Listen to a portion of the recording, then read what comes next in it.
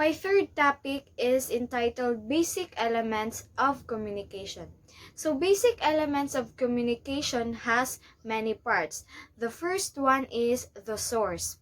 The source is an extension worker should have credibility as this determines the acceptance or rejection of idea by the person or group with whom he communicates, adequate knowledge of his guidance, his message and the effective channels to use, genuine interest in the welfare of his audience, careful preparation of his message via use of language that intended receivers understand, to ensure successful reception, clear way of speaking, establishment of mental understanding between teacher and learner, and awareness of time limit.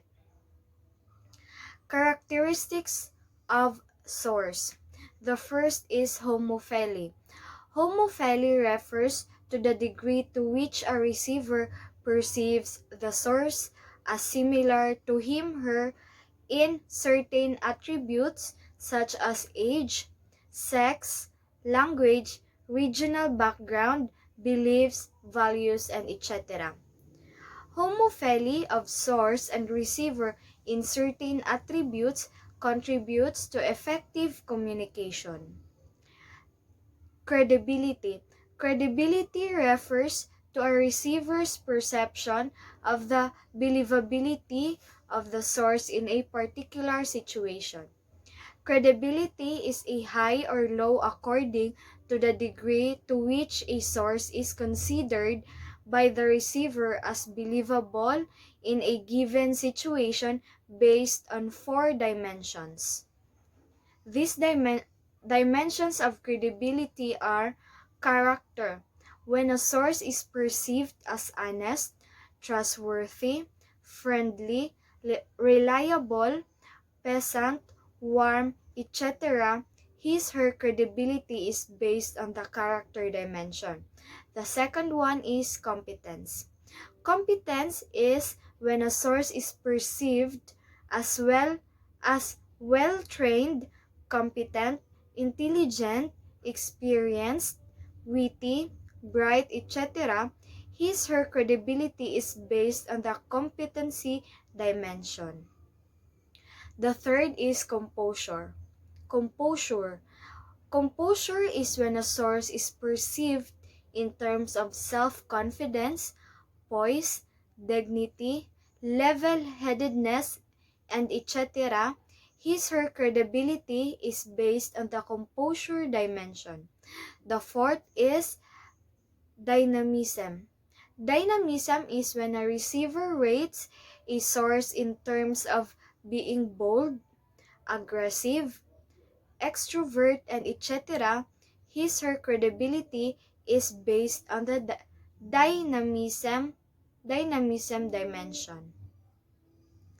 The second part of basic elements of communication is the message. The message should contain the purpose or the specific outcome desired from the message, whether it be change in behavior, change in knowledge, skills, and attribute on the part of the learner. The treatment of the message refers to the manner the message is presented in understandable, logically organized, interesting, and in conformity with acceptable standards. Message factors has code, content, and treatment. These are the characteristics and features which will affect the degree of success and effectiveness a message has when delivered. Categories of non-verbal communication: physical, aesthetic, sign, and symbolic. Non-verbal communication plays a significant role in our lives, as it can improve a person's ability to relate, engage, and establish meaningful interactions in everyday life. A better understanding A better understanding of this type of communication may lead people to develop stronger relationships with others. Number 3 is channel. Channel refers to the various methods available to any communicator to reach his audience with the message.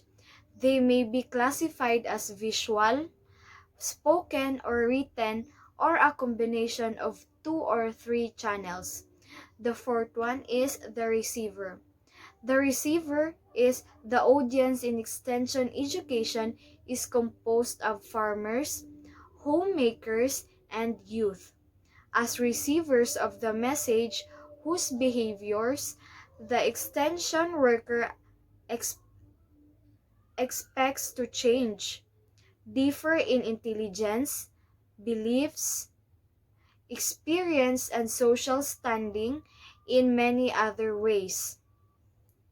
These individual differences in people may result in different interpretations of message in kind and in extent. The fifth one is the feedback. Feedback is an important element of effective communication which makes it a two-way process, serves as corrective function by preventing communication breakdown. Feedback helps determine whether or not a message was received as intended. Type of response: cognitive effect, neutralization, boomerang effect, and conservation.